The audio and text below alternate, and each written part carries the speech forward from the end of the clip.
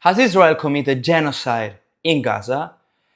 The term that you use in the international community matters quite a lot, politically, legally, morally. But is it that relevant?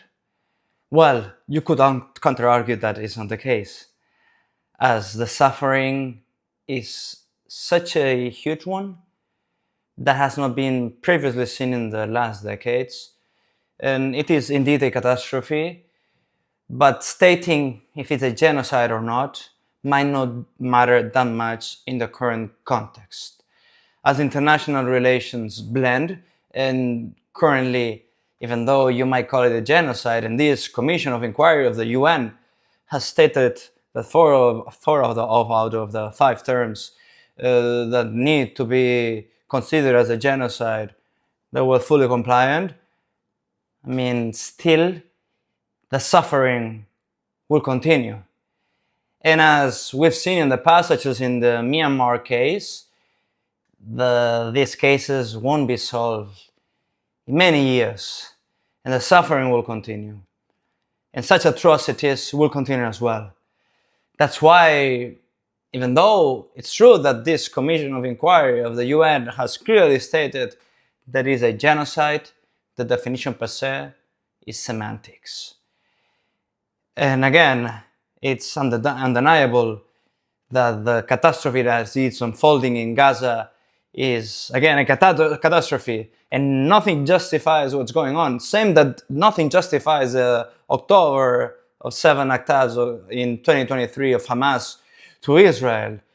Nothing justifies that either. But in the end, at the end of the day, suffering is what matters. And the reality is that we have a huge problem. A huge problem that only the two-state solutions proposed already by many decades by the UN Security Council, especially the UN General Assembly, several times, is the only path forward.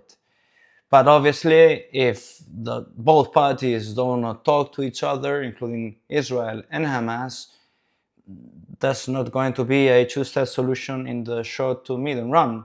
Even though we're called here optimisticus and we're theoretically a very optimistic and positive channel when it comes to the huge challenges that humanity currently has. And this one is a very specific one between a couple states, or better called nations, because one of them is not currently fully recognized as a nation state.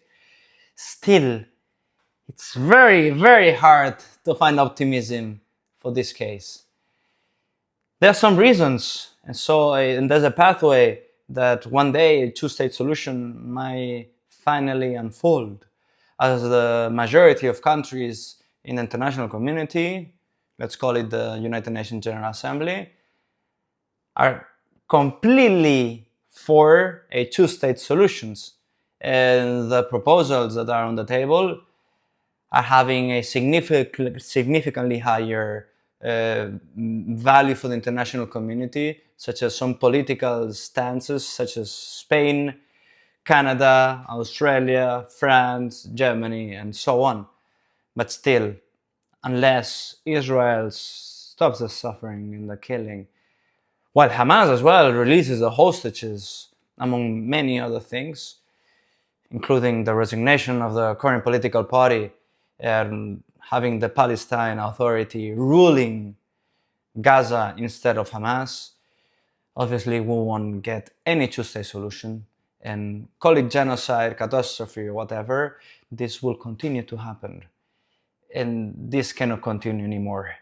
Because the suffering, again, is the most real thing that we can sense as humans. It's our subjective consciousness that dictates the suffering. And that this is painful, this is an unprecedented situation that needs to finish as soon as possible. Call it genocide or call it with another name. So let's keep being optimistic about this, even though it's very hard, even for us, to be optimistic. And as always, try to be the change you want to see in the world. Enjoy life.